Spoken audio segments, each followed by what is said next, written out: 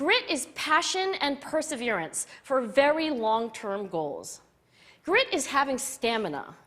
Grit is sticking with your future, day in, day out, not just for the week, not just for the month, but for years, and working really hard to make that future a reality. Grit is living life like it's a marathon, not a sprint. A few years ago, I started studying grit in the Chicago public schools. I asked thousands of high school juniors to take grit questionnaires, and then waited around more than a year to see who would graduate. Turns out that grittier kids were significantly more likely to graduate, even when I matched them on every characteristic I could measure, things like family income, standardized achievement test scores, even how safe kids felt when they were at school. So it's not just at West Point or the National Spelling Bee that grit matters, it's also in school, especially for kids at risk for dropping out. To me, the most shocking thing about grit is how little we know, how little science knows about building it. Every day, parents and teachers ask me, how do I build grit in kids? What do I do to teach kids a solid work ethic? How do I keep them motivated for the long run? The honest answer is, I don't know.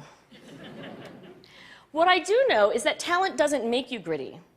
Our data show very clearly that there are many talented individuals who simply do not follow through on their commitments. In fact, in our data, grit is usually unrelated or even inversely related to measures of talent.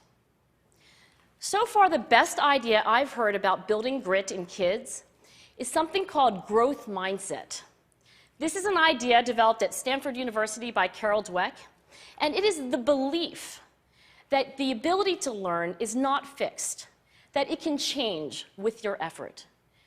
Dr. Dweck has shown that when kids read and learn about the brain and how it changes and grows in response to challenge, they're much more likely to persevere when they fail because they don't believe that failure is a permanent condition.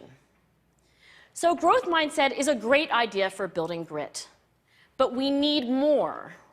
And that's where I'm going to end my remarks, because that's where we are. That's the work that stands before us. We need to take our best ideas, our strongest intuitions, and we need to test them. We need to measure whether we've been successful, and we have to be willing to fail, to be wrong, to start over again with lessons learned. In other words, we need to be gritty about getting our kids grittier. Thank you.